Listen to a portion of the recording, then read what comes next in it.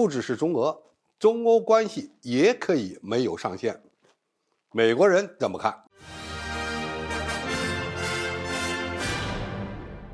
观众朋友，大家好，我是付建超。在俄乌冲突持续的背景下，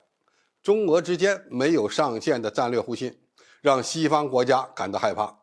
美国正是看中了这一点，不断的造谣中国将要军援俄罗斯。在中俄高层会晤，两国合作进一步深化之际，欧洲国家领导人坐不住了。这两天，法国总统马克龙和欧盟委员会主席冯德莱恩都与中国领导人进行了会谈。欧洲领导人在中国受到热情款待，特别是法国还拿到了开建第二条空客生产线，中国将采购160架空客飞机这样的大礼包。就在当天，沙特外交大臣和伊朗外长周四在北京会见，宣布两国关系全面恢复。这一切都预示着中国外交进入了空前繁荣的时期，美国却被晾在了一边。中国与欧洲的关系有多重要？我们从中国驻欧盟使团团长傅聪大使的表态中就能够看出端倪。傅聪大使在谈到中俄友谊无上限时解释称，这种说法不过是一种修辞手法，这个术语实际上被过度解读。中国外交政策的一大特点是中方与许多国家都有类似的伙伴关系，无上限这个词同样也可以用于形容中欧关系。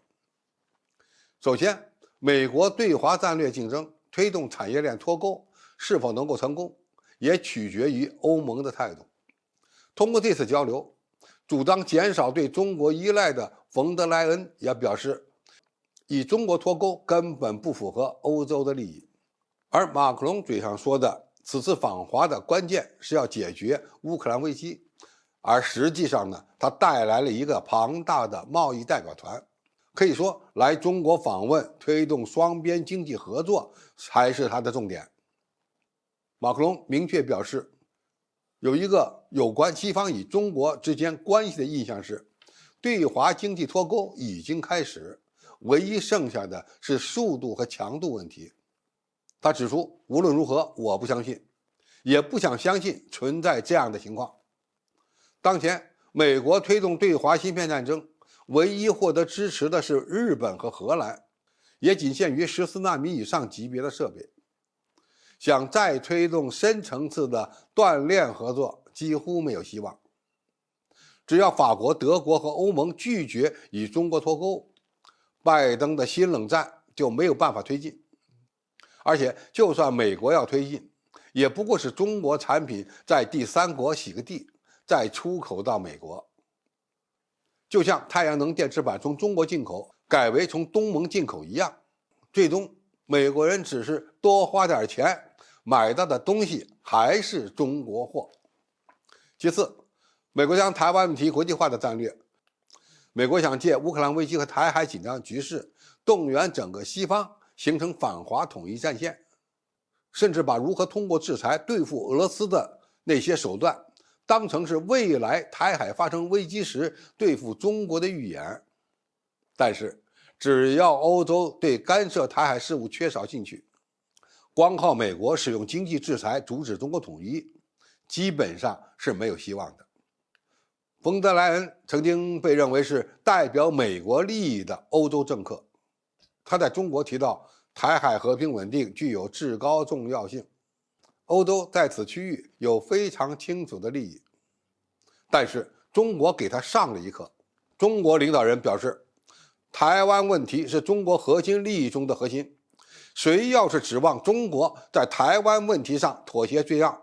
那是痴心妄想，只会搬起石头砸自己的脚。其实在台湾问题上，中欧并没有更深层次的矛盾，保持沟通就能在很大程度上避免被美国带偏。最后，中国与俄罗斯的关系是否能够得到欧洲的理解，同样关系着全球战略格局。在俄乌冲突爆发之后，美国一直想利用这场危机离间中欧关系，只有通过中欧高层沟通，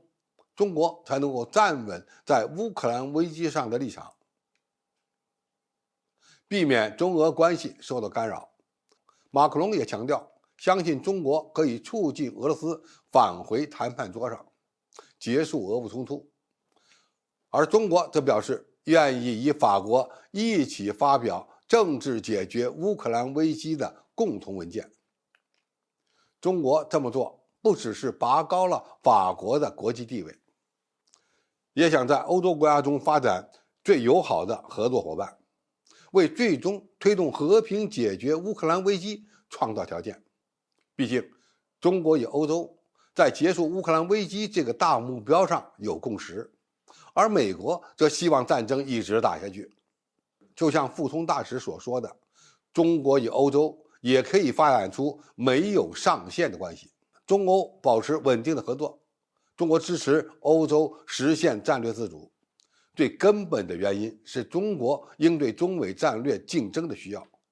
在这个问题上，真正感到难受的只有美国。布林肯的访华行程被流浪气球事件破坏了，